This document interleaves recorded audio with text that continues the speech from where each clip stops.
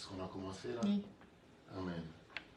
Seigneur, nous allons nous incliner en prière, nous allons nous préparer à l'écoute de la parole de Dieu. Père, au nom de Jésus-Christ, nous voulons nous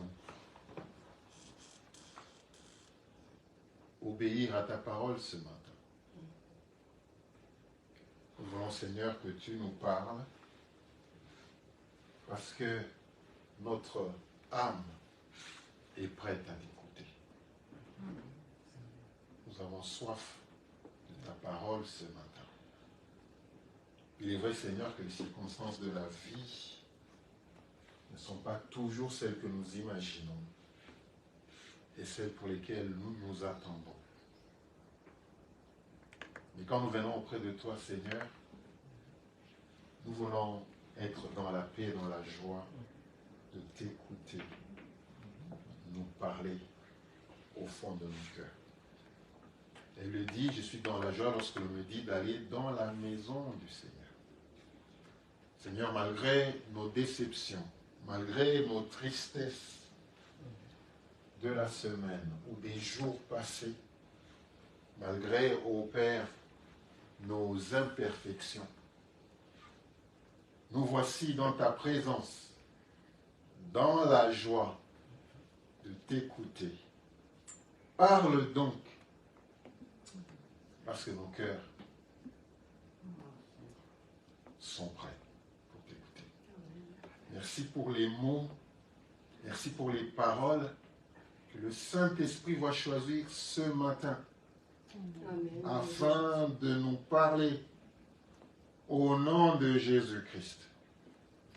Je te recommande, Seigneur, tout un chacun d'entre nous ce matin, et même ceux qui nous suivent en ligne et qui nous suivront, ô Père de gloire, parle à quelqu'un ce matin et bénis quelqu'un, guéris quelqu'un dans ta parole, parce que celle-ci dit que dans leur détresse, ils ont crié à l'Éternel, et l'Éternel leur a envoyé sa parole, et cette même parole les a guéris.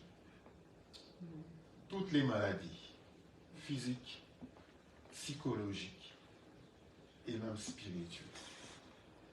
Au nom de Jésus, nous avons ainsi prié, disons Amen. Amen. Gloire au Seigneur. Alléluia. Amen. Le Seigneur nous dit, ne crains point, mais parle, et ne t'étais point. Car je suis avec toi, et personne ne mettra la main sur toi pour te faire du mal. Parle, car j'ai un peuple nombreux dans cette ville. Malgré la méchanceté de la ville, malgré la méchanceté de tout un peuple, ou d'un pays, ou d'une région, j'ai un peuple nombreux dans cette ville. Alléluia. Même quand la méchanceté va se multiplier, même quand les souffrances vont s'accroître, même quand l'animosité de l'homme va exceller dans une région du monde quelque part, Dieu dit qu'il a un peuple dans cette ville. Alléluia. Dieu garde toujours l'espérance de sauver son peuple, malgré toutes les méchancetés, malgré tous les problèmes que l'on voit dans la ville, malgré tout le désespoir que nous vivons, que nous voyons de nos yeux. Dieu nous demande de ne jamais désespérer. Alléluia. De continuer à espérer, mais surtout de parler, parce qu'il a un peuple dans cette ville. Alléluia. Gloire au Seigneur. Il a un peuple dans cette ville. Ce matin, je voudrais que nous puissions nous concentrer sur deux textes. Nous allons ouvrir le livre de Daniel au chapitre 3. Daniel au chapitre 3, et nous lirons le verset 16 et au verset 18 pour commencer.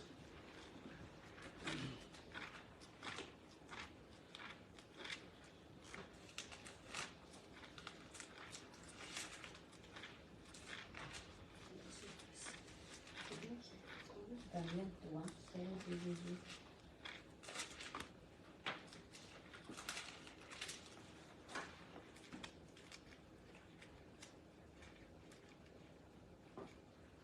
Shadrach, Meshach et Abednego répliquèrent au roi Nabuchodonosor.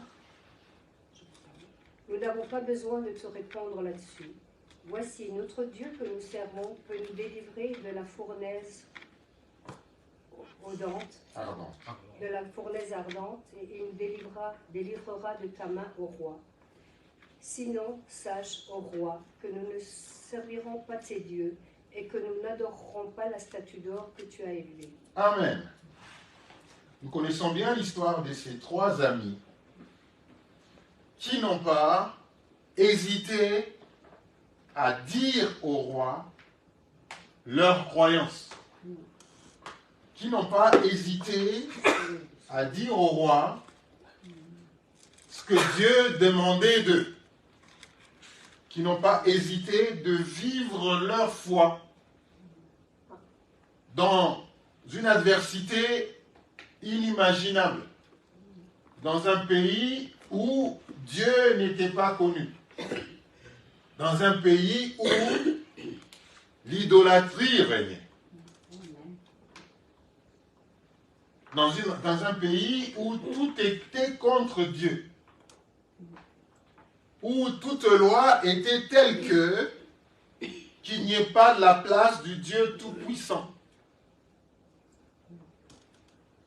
Alléluia. Donc, Shadrach, Meshach et Abednego répliquèrent au roi.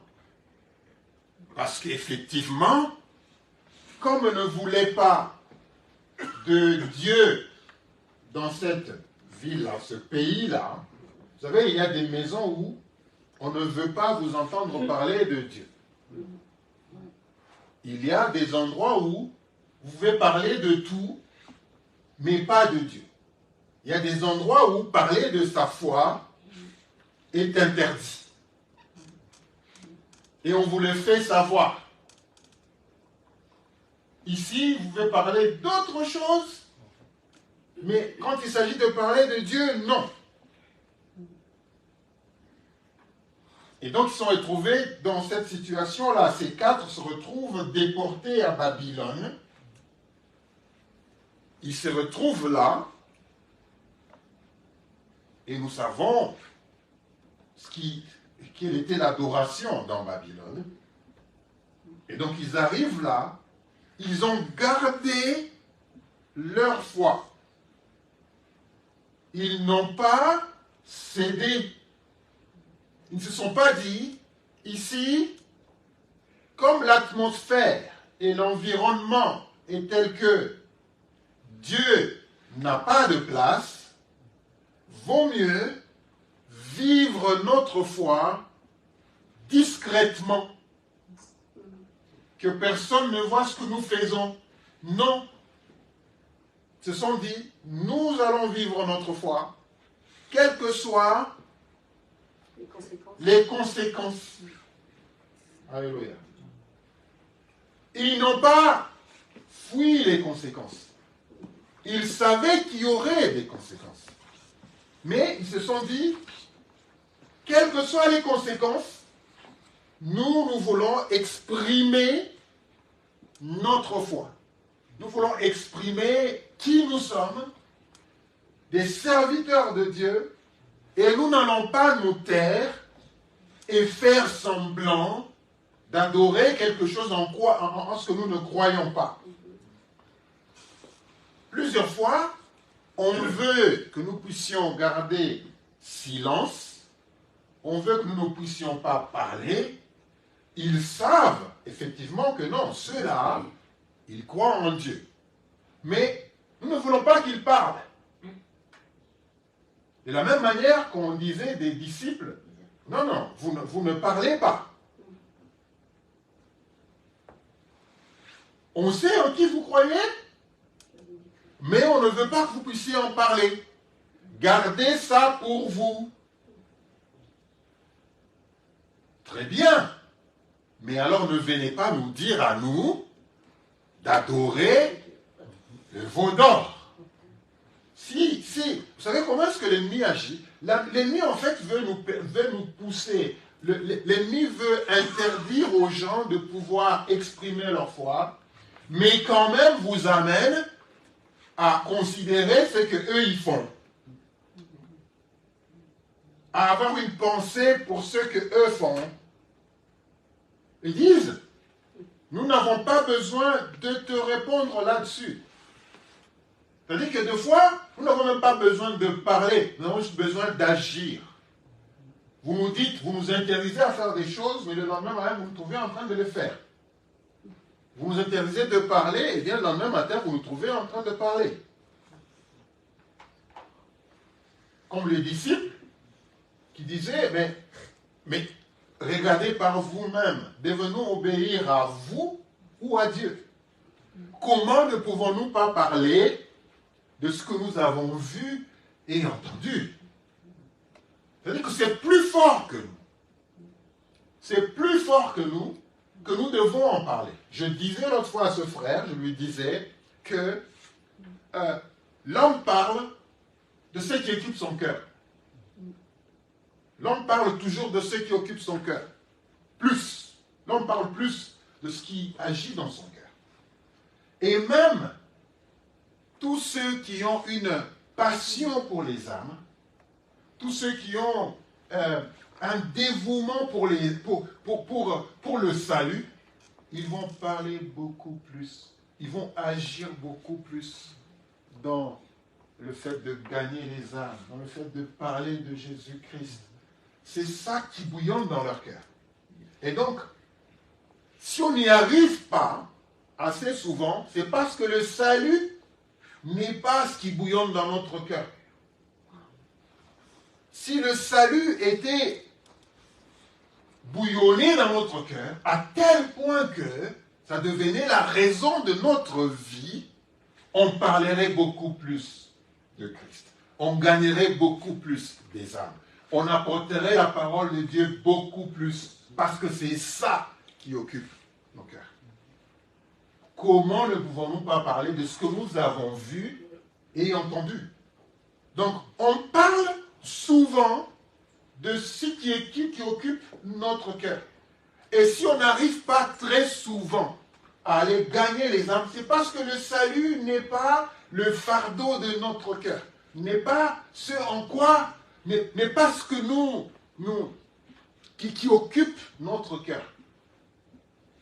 On peut avoir la foi, ça ne veut pas dire qu'on n'a pas la foi en Dieu, ça ne veut pas dire qu'on n'aime pas le Seigneur, ça ne veut pas dire qu'on n'aime pas l'enseignement. Ça veut dire seulement que le salut ne bouillonne pas dans notre cœur. Parce que si le salut bouillonnait dans notre cœur, on se disait, toute âme qui se meurt dans le monde, eh bien, doit être notre cible. Donc, nous devons faire connaître Jésus-Christ à toutes ces personnes qui ne le connaissent pas. Nous devons jusque même à être même chassés, jusque même à ce que les gens nous disent ne sois pas là, ne fais pas ça.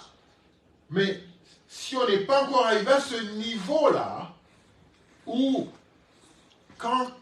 chaque fois que nous sommes en face de quelqu'un, ce que nous avons envie de lui dire, c'est de Jésus-Christ. C'est parce que ce fardeau-là ne pèse pas encore assez dans notre cœur. Alléluia. Nous n'avons pas besoin de te répondre là-dessus. Voici notre Dieu que nous servons. J'aime bien ça. Peut nous délivrer. Ils n'ont pas dit va nous délivrer. C'est-à-dire qu'il parlait il parlait du pouvoir de Dieu. Peut-être pas d'avoir... Ça veut dire qu'il y avait une dose de doute un peu. Il y avait une dose de doute un peu. Ils disent, notre Dieu que nous servons peut nous délivrer. On n'a pas vu cette déclaration, dit, il va nous délivrer. Notre Dieu que nous servons va nous délivrer. Mais ils disent, non, non, peut nous délivrer. Ça veut dire, en d'autres termes, ah, gloire au Seigneur. Ça veut dire, en disant peut nous délivrer, on pense à la souveraineté de Dieu. On pense à la souveraineté de Dieu. Ça veut dire que s'il veut bien, il peut nous délivrer. Mais même s'il ne nous délivre pas, en d'autres termes, il est toujours Dieu. Ça veut dire que sa souveraineté peut faire qu'il nous délivre ou pas. C'est pourquoi ils utilisent peu. Parce que souvent, nous voulons que Dieu fasse des choses, mais lui peut-être a le meilleur pour nous. Il sait ce dont nous avons besoin. Et donc souvent, nous avons été trop directs, trop sûrs que notre Dieu va nous délivrer. Mais eux, ils disent, peut nous délivrer. Ça veut dire qu'à un moment, peut-être que c'est ça le chemin. Peut-être que c'est ça le chemin que nous puissions finir comme ça. Mais même si nous finissons comme ça, eh bien, il est toujours Dieu. Et il me parle des héros de la foi. Il dit, il y en a qui sont partis sans avoir vu ce pourquoi ils avaient eu la foi. Mais on les appelle quand même les héros de la foi. C'est-à-dire que la foi, il y a le résultat il y a des résultats de notre foi que nous verrons seulement au ciel.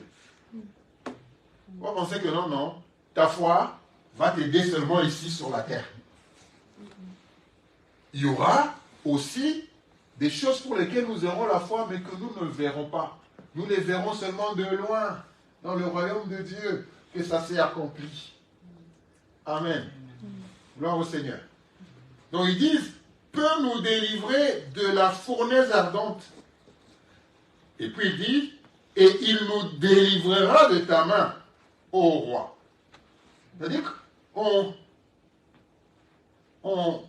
est en train de dire, il est souverain. Oui, nous voulons être sûrs qu'il va nous délivrer, mais nous savons aussi qu'il peut aussi en décider autrement. Peut nous délivrer. Alléluia. Sinon, sache au roi que nous ne servirons pas tes dieux et que nous n'adorerons pas la statue d'or que tu as élevée. C'est-à-dire que notre foi nous l'interdit. Déjà ça. Est-ce que notre foi nous l'interdit ou pas? Puisque notre foi nous l'interdit, nous n'allons pas le faire. Les conséquences, il nous lèvera de ta main. Sinon, et même s'il ne nous délivre pas de ta main, même s'il ne nous délivre pas, sinon, sache que nous n'allons pas adorer ton Dieu et ta statue que tu as élevée. Nous n'allons pas adorer. Même s'il avait que Dieu ne nous délivre pas, nous n'allons pas le faire. Parce que tout le monde aime vivre. Tout le monde aime vivre. La plus grande des conséquences, c'est la mort. C'est la mort. C'est toujours la mort. Mais vous savez que même la mort, Jésus-Christ a vaincu la mort. Il a vaincu la mort. Parce que souvent, c'est la mort qui nous est mise en face. En définitive, c'est la mort qui nous est mise en face. En toute chose, c'est la mort qui nous est mise en face. peut faire la prison, et puis là-bas, on va traîner, on va mourir. C'est la mort qui nous est mise en face. Et la Bible a dit que le dernier ennemi qui sera vaincu, c'est quoi? C'est la mort. Donc, il nous dit, on peut vous faire des menaces, on peut vous menacer des choses qui vont vous arriver si vous ne faites pas ça, mais je veux déjà aller combattre le dernier ennemi, qui est la mort, pour que finalement vous n'ayez pas peur. Parce que tous on a, c'est la mort. Et donc, le plus grand ennemi déjà de l'homme, que l'homme craint, c'est la mort. Je vais déjà le vaincre. Comme ça, que vous puissiez être libre de vous dire, on ne va pas mourir. Que la mort ne soit pas l'ennemi numéro 1 qui va nous faire peur. On doit savoir que cette mort-là, cet ennemi avait déjà été vaincu. Donc Jésus-Christ a voulu déjà vaincre le dernier ennemi, qui est le plus grand ennemi de l'homme, pour que nous puissions être libres. C'est que dans toute situation, que l'on dise, même s'il y a mort, on va le faire. Même si la menace c'est la mort, nous n'allons pas nous arrêter, nous allons faire. C'est en fait ce qu'ils disent.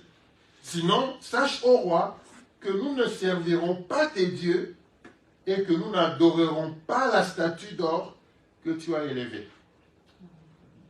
Aujourd'hui, on adore les hommes, on adore l'argent, on adore le système, on adore même les médicaments. On veut tellement les prendre. C'est-à-dire, aujourd'hui, on a beaucoup, on pense qu'on doit élever une statue d'or. Non, l'adoration aujourd'hui, les gens adorent le système, les gens adorent les gourous, les gens très forts, les gens qui sont riches, les gens qui sont la technologie. Dans la technologie, tous ceux qui ont excellé dans la technologie, ils sont des superstars maintenant. Quand on les voit, tout le monde veut être comme eux, tout le monde veut que ses enfants soient comme eux, tout le monde... Donc finalement, rares sont les gens dans le monde qui aiment que leurs enfants puissent ressembler à Jésus-Christ, à part ceux qui sont ici. À part ceux qui sont ici. À l'extérieur, là, on a d'autres idoles. On veut que l'enfant aille dans une école parce que je veux qu'il soit, et comme Elon Musk, je veux que mon enfant soit la technologie, je veux qu'il soit... On peut m'adorer le football. M'adorer le football. Aimer. On peut aimer le football. Il y en a un qui adore. Moi, je vais avec lui au foot tout le temps. Il fait le foot depuis qu'il a 5 ans. Et vous ne pouvez pas vous imaginer comment se fait-il que tous les parents veulent qu'un jour, leur enfant soit reconnu, soit comme Mbappé, soit comme Neymar, soit comme Messi. On dit que c'est les dieux du football. C'est le dieu du football. À l'époque, on parlait du dieu de la pop, qui était Michael Jackson.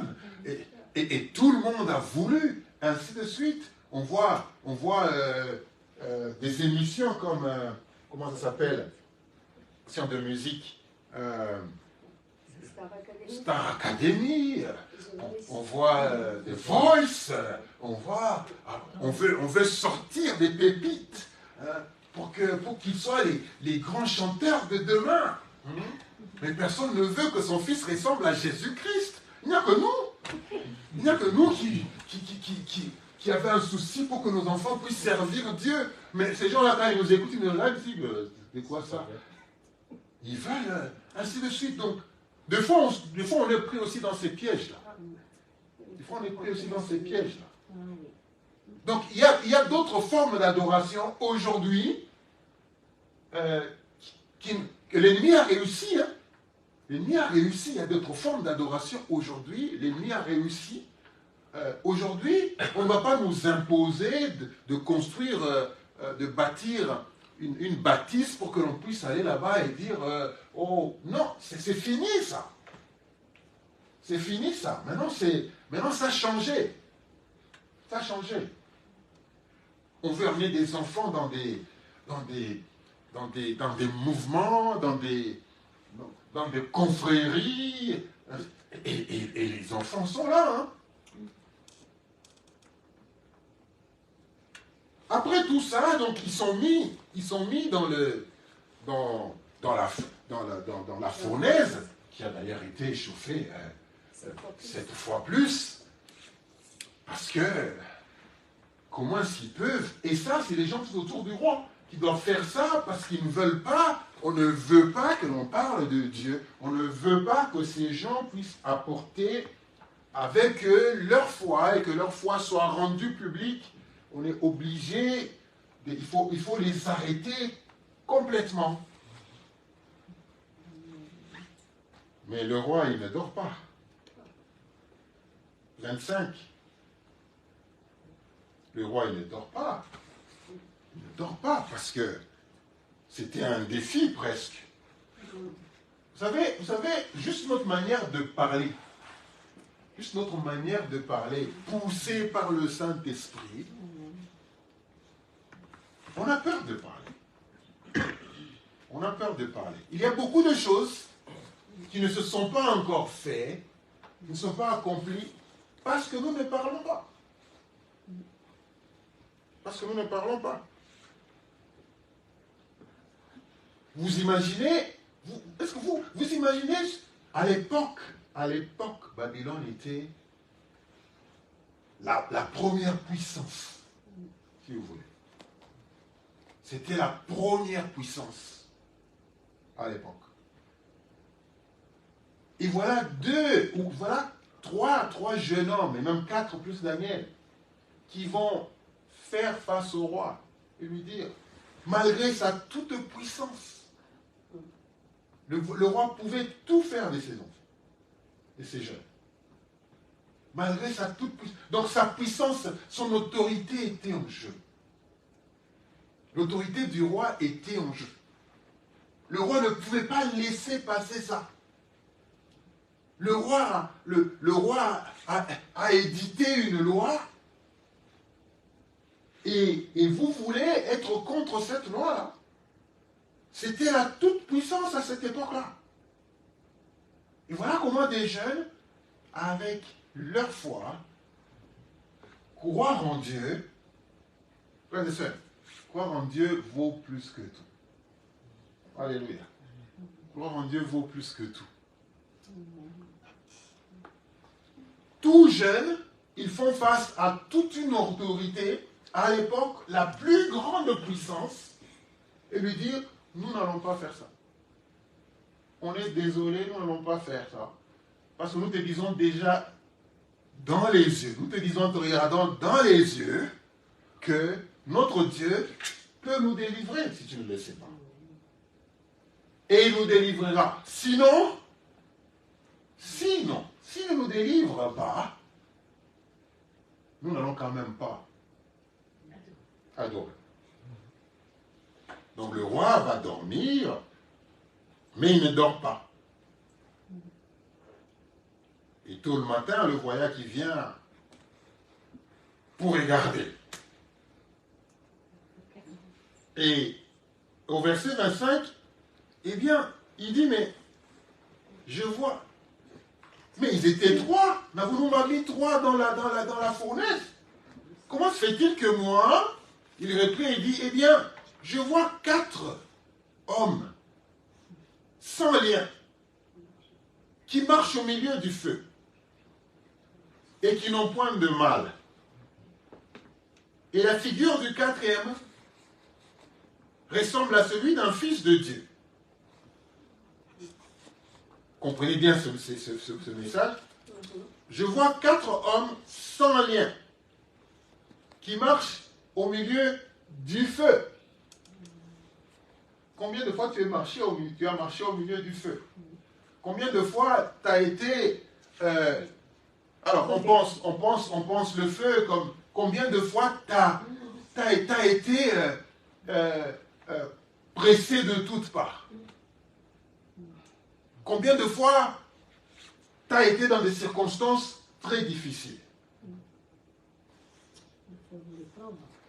Alléluia.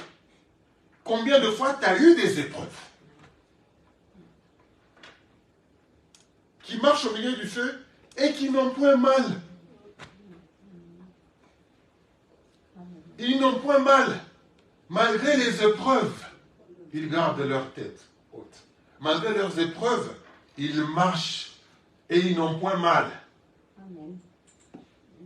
C'est-à-dire que le feu était là, mais il ne pleurait pas. Parce que quand tu es brûlé, tu pleures. Mais là, il marche au milieu du feu, et elle le dit, et le roi qui témoigne, hein, c'est lui qui parle maintenant. C'est à son tour de parler. Il dit, il marche autour du feu, et qui n'ont point de mal.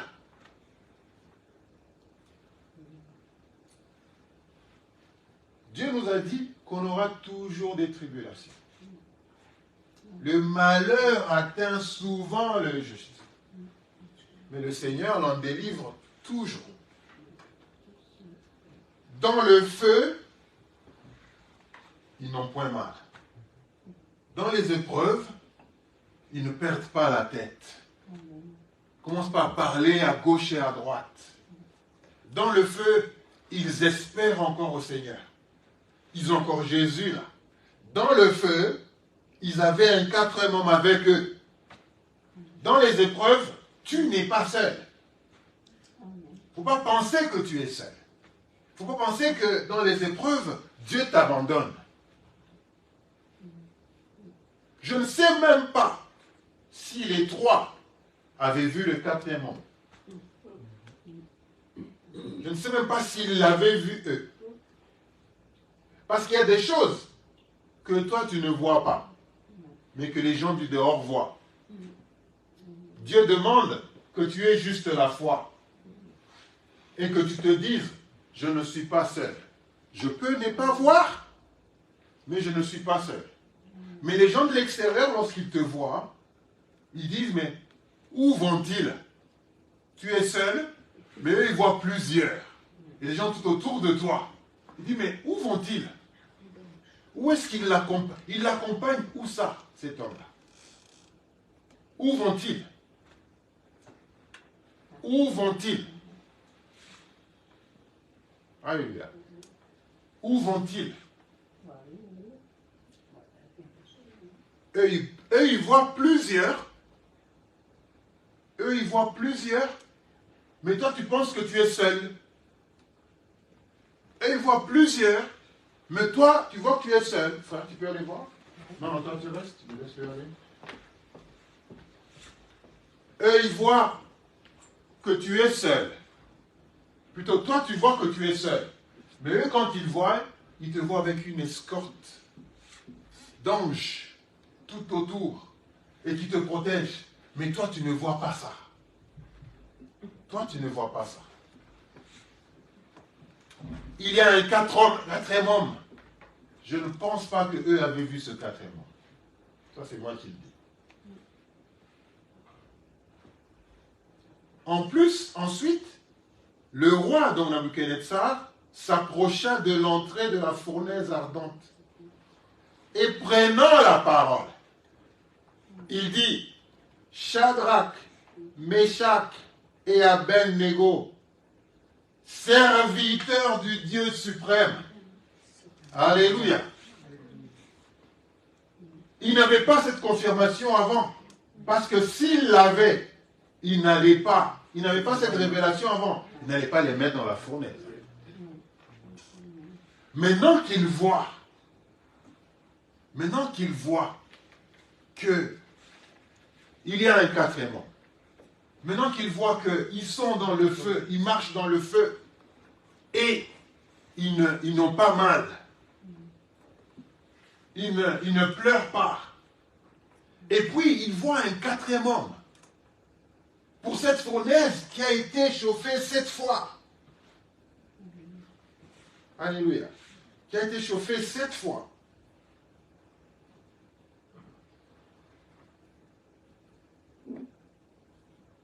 Le roi commence à parler. Serviteur du Dieu suprême, sortez et venez. Et Shadrach, Meshach, Abednego sortirent du milieu du feu. Où est le quatrième homme? Où est le quatrième homme? Où est le quatrième homme? Ça veut dire que c'est le roi qui a vu le quatrième homme. Mais eux ne l'avaient pas vu. Eux ont expérimenté par leur foi l'intervention de Dieu.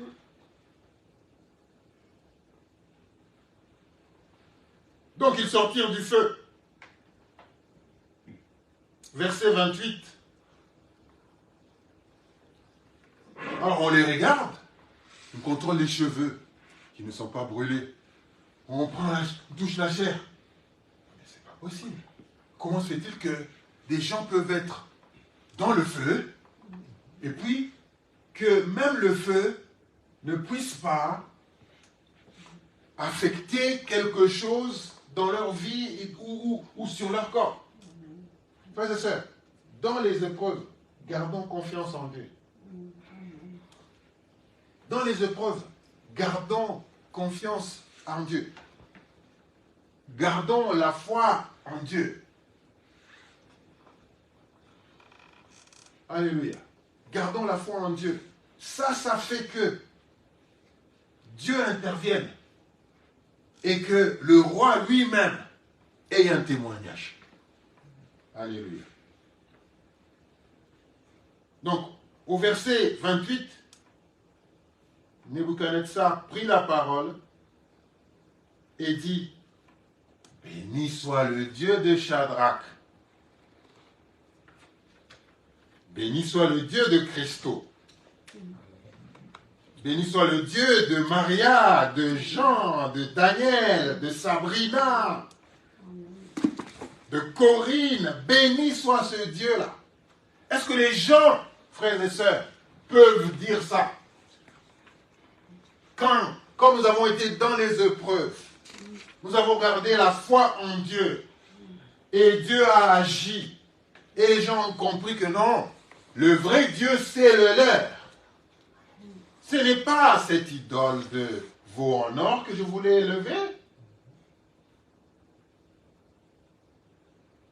Le roi, qui pourtant était à l'origine avec son équipe de mettre en place cette statue d'or que tout le monde devait adorer, le voici qui commence à déclarer autre chose. Et dit: béni soit le Dieu de Shadrach, de Meshach et d'Abednego, lequel a envoyé son ange et délivré ses serviteurs. Ah, il devient maintenant des serviteurs de Dieu maintenant. Maintenant, les gens acceptent qu'ils sont serviteurs de Dieu. Il y a des gens qui ont besoin de la démonstration. Et il ne peut pas y avoir de démonstration si nous ne prenons pas le dessus et nous affirmons notre foi et nous parlons de la parole de Dieu. Il n'y aura pas de démonstration. Ils ont besoin d'un miracle. Il y a des gens qui ont besoin d'un miracle. Et le miracle vient lorsque nous sommes en feu pour le Seigneur. Lorsque nous parlons pour le Seigneur. Lorsque nous n'avons pas peur de parler. Nous n'avons pas peur de résultats. Nous parlons. Et Dieu agit. Nous n'allons pas nous prosterner devant tes idoles. Parce que Dieu peut nous délivrer. Sinon, nous n'allons pas nous agenouiller. Faites ce que vous voulez, mais à cause de notre foi, nous n'allons pas faire ça. Alléluia. Qui ont envoyé son ange et délivré ses serviteurs qui ont eu confiance en lui. Le roi qui parle, qui ont eu confiance en lui, c'est pourquoi ils ont été délivrés. Et qui ont violé l'ordre du roi. Il se parle à lui-même. et livrer leur corps plutôt que de servir et d'adorer aucun autre Dieu que le leur. Il avait un bon témoignage. Alléluia. Quel témoignage. C'est lui qui parle, non? Le roi Il a un bon devient prédicateur. Il a un bon comportement qu'ils ont. Le roi devient prédicateur. Il comprend que leur Dieu a envoyé un ange pour les délivrer parce qu'ils ont eu confiance en lui. Et qu'ils n'ont pas voulu, qui ont violé l'ordre du roi et livré leur corps plutôt que de servir et d'adorer aucun autre Dieu que le leur. Ils ont violé l'ordre. Ça ne va pas avec ma foi, eh bien je vais violer cet ordre-là. Si ça ne marche pas avec ma foi, eh bien je ne le ferai pas. Vaut mieux obéir à Dieu qu'obéir à toi. Si Dieu ne dit pas, je ne le ferai pas. Parce que je sais que j'ai confiance en mon Dieu. Alléluia. On termine.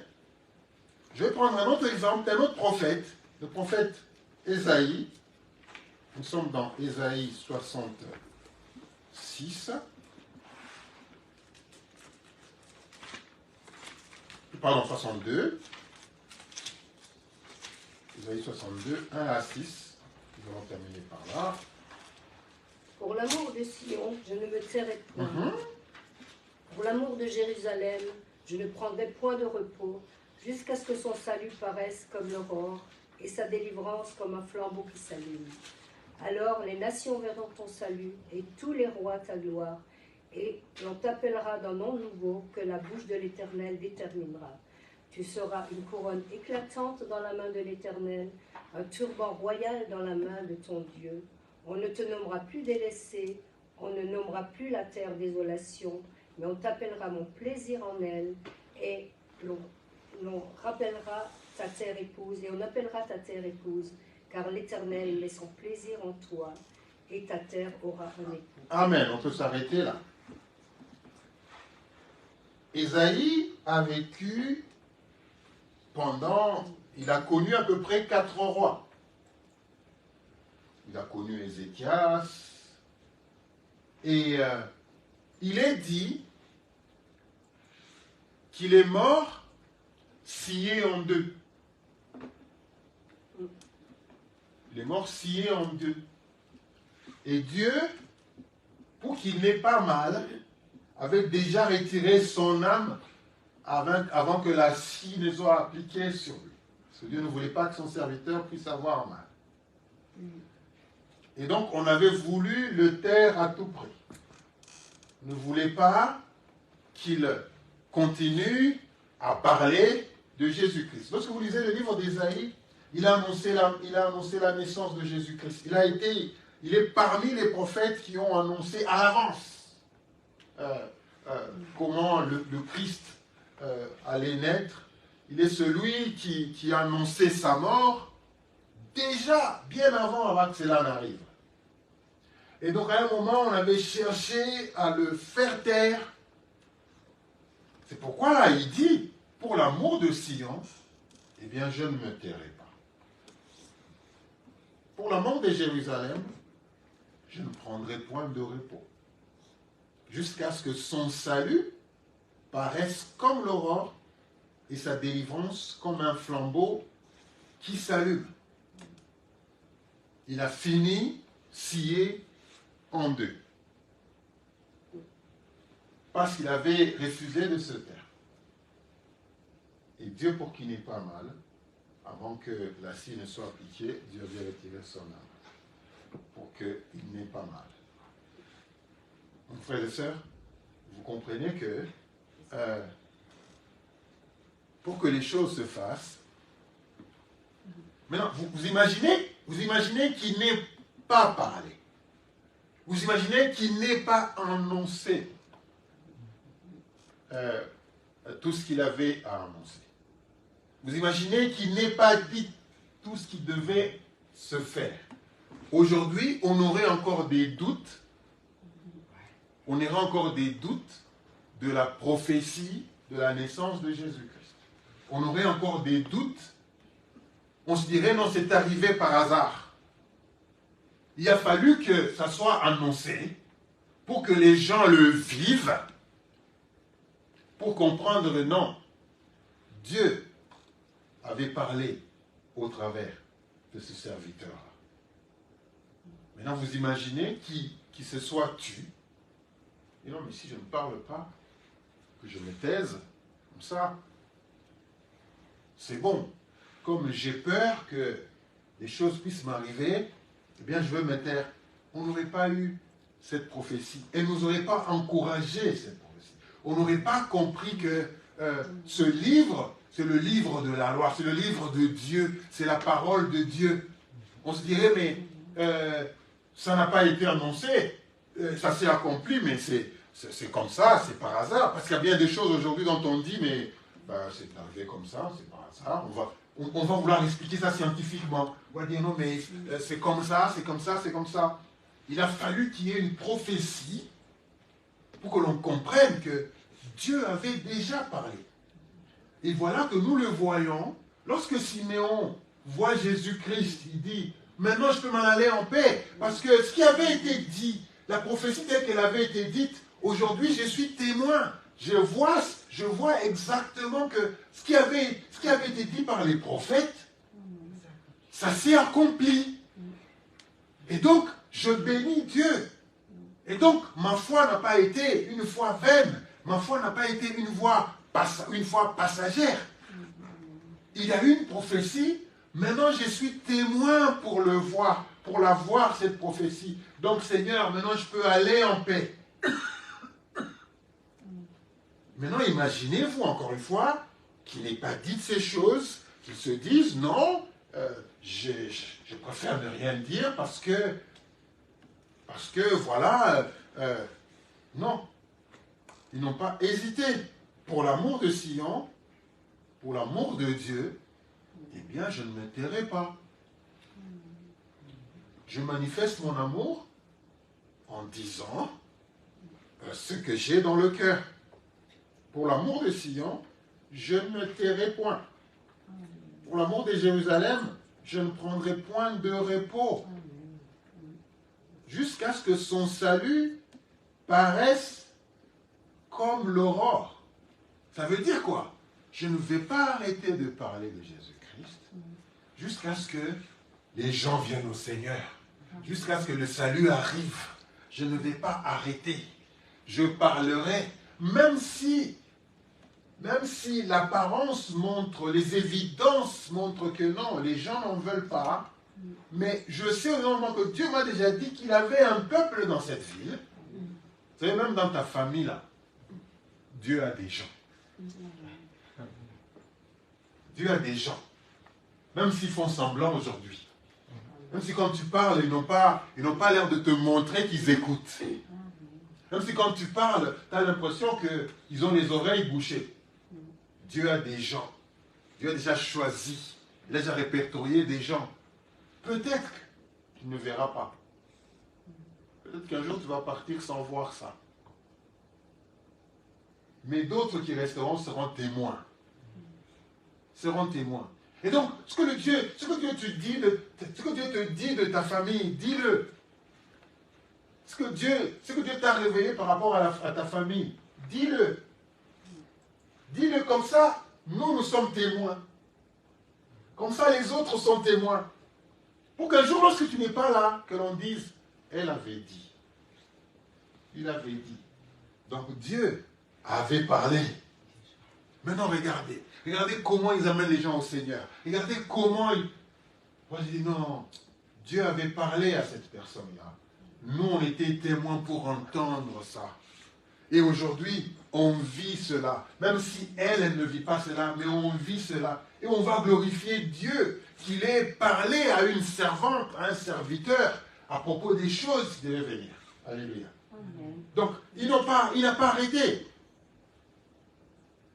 Le salut paraisse comme l'aurore et sa délivrance comme un flambeau qui s'allume. Alors, les nations verront. Alléluia. Alors les nations verront, même s'ils ne voient pas ça maintenant, mais nous allons parler, il y aura un moment où les nations verront ton salut. Et tous les rois, ta gloire.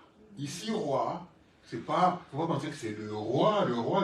Ici, roi, c'est tous ceux qui ont une certaine parcelle de pouvoir, ceux qui se sont crus grands, ceux qui ont pensé qu'ils pouvaient arrêter le plan de Dieu, ceux qui ont pensé qu'ils pouvaient te rendre silencieux pour que tu ne parles pas, tous ceux qui à un moment ont pensé qu'ils avaient une certaine autorité, un certain pouvoir, tous ceux-là sont des petits rois qui un jour, lorsque tu auras déclaré les choses, et les rois verront ta gloire, ils vont rester derrière. Après toi, ils vont se dire, au fait, elle disait ça. Au fait, ma maman disait ça. Au fait, mon papa disait ça. Mais quand il disait, personne ne croyait. Quand il parlait, personne ne croyait. Quand il déclarait, personne ne croyait. Il disait, non mais, elle est en train de discourir. Bon, on comprend, c'est la vieillesse. Ouais, tu vois, c'est la vieillesse. Mais on comprend, mais bon, peut-être qu'il a pris un peu d'un verre de plus, mais c'est la vieillesse. Les gens vont toujours trouver une explication pour dire. Mais lorsque les choses arrivent, alors ils vont commencer à se dire, au fait, ce n'était plus la vieillesse. Au fait, elle parlait de ça, et maintenant on est en train de le vivre. On est en train de le voir. Et là, on se dit, donc Dieu avait quand même parlé.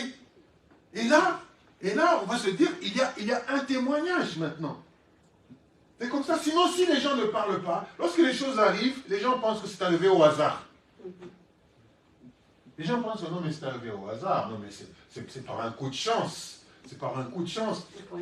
C'est une coïncidence. Voilà le mot. C'est une coïncidence. C'est un concours de circonstances. Écoute, c'est un concours de circonstances. C'est pourquoi il faut parler. Il faut parler. Il faut parler que Dieu dit ça. Dieu fait ça. La parole de Dieu, elle dit ça. Pour que quand ça arrive, les gens vont se dire, au fait, on va parler. Et puis on va se dire, mais nous avions vraiment une servante dans cette famille. Nous avions vraiment quelqu'un à qui Dieu avait donné une mission dans cette famille. Parce qu'on voit que cette personne a parlé. Et aujourd'hui, même si elle n'est plus là, on voit l'accomplissement des choses, de ce qu'elle disait, cette personne. Alors les nations verront ton salut et tous les rois ta gloire. Et on t'appellera d'un nom nouveau. Nous avions eu un prophète dans cette famille. Nous avons eu un homme de Dieu dans cette famille. Ce n'est plus Christo, c'est un homme de Dieu. Non mais ce type-là, ce monsieur-là était un prophète. Ce monsieur-là était un prophète. On va t'appeler d'un nom nouveau. On va t'appeler d'un nom nouveau parce que là, on a vu les choses que tu avais déclarées, on les voit s'accomplir. Alléluia. On t'appellera d'un nom nouveau que la bouche de l'Éternel déterminera. Dieu va mettre les noms dans la bouche des gens. Non, c'était une... Toi, tu as vécu et tu ne te considérais pas comme une prophétesse. Mais le jour où tu n'es plus là et que l'on voit la réalisation des choses, on dit non mais on avait vraiment une prophétesse dans cette famille. C'est Dieu qui parle au-dedans d'eux. Comme il a parlé dans la bouche de Méchac, il dit des serviteurs de Dieu. Des serviteurs de Dieu. Alors qu'eux c'était juste des simples juifs qui étaient à Babylone, des déportés. On parle des déportés, ils sont arrivés là, ils ne sont pas laissés comme tous les autres qui ont adopté la manière de vivre des gens de Babylone. Eux, ils ont gardé leur manière, louer le Seigneur, de bénir le Seigneur. Et maintenant, le roi commence à les déclarer serviteurs de Dieu. Il leur donne un nom nouveau que Dieu lui-même déterminera. Voilà des serviteurs. Ils ont obéi, ils ont eu confiance en leur Dieu. Et voilà ce qui arrive. Leur Dieu les a délivrés. Des serviteurs de Dieu. Des noms qui commencent à sortir comme ça. Aujourd'hui, on ne fait encore rien, mais on se donne des noms. On se donne des noms. Mais là, à cause de parler de la parole de Dieu, Dieu met les noms dans la bouche des gens, après que nous ne soyons pas là. Alléluia. Gloire au Seigneur. Tu seras une couronne éclatante dans la main de l'Éternel. Il dit, quand tu es parti là, après avoir fait ton travail chez Dieu, Dieu te considère, te donne une couronne éclatante. On arrive là, on voit des gens qui brillent, des brillances différentes. D'autres ont des couronnes éclatantes, d'autres un peu moins, à cause du travail, à cause de l'œuvre qu'ils avaient faite. Tu seras une couronne éclatante dans la main de l'Éternel, un turban royal dans la main de ton Dieu. Alléluia. Le Seigneur nous aide à ne plus nous relâcher, que pour l'amour de Dieu, que l'on ne se taise pas. Pour l'amour de Dieu, que l'on parle. Pour l'amour de son royaume, que l'on ne se taise pas. Pour le fardeau du salut dans notre cœur, que nous ne puissions pas nous taire. Que chaque opportunité que le Seigneur nous donne, qu'on puisse parler de lui. Même si c'est juste pour glisser une phrase. Qu'on la glisse. Parce que toute parole est une semence qui peut prendre aujourd'hui, peut-être même pas, peut-être qu'il prendra demain. Mais que l'on sache que tout ce que nous faisons pour le Seigneur, Dieu ne l'oublie pas. Dieu ne l'oublie pas. Comme toute semence que nous sémons, il y a de fortes chances qu'elle prenne. Et si elle ne prend pas, nous allons s'aimer encore. Nous n'allons pas arrêter de s'aimer. Qu'elle prenne ou qu'elle ne prenne pas, nous allons continuer à s'aimer. Amen.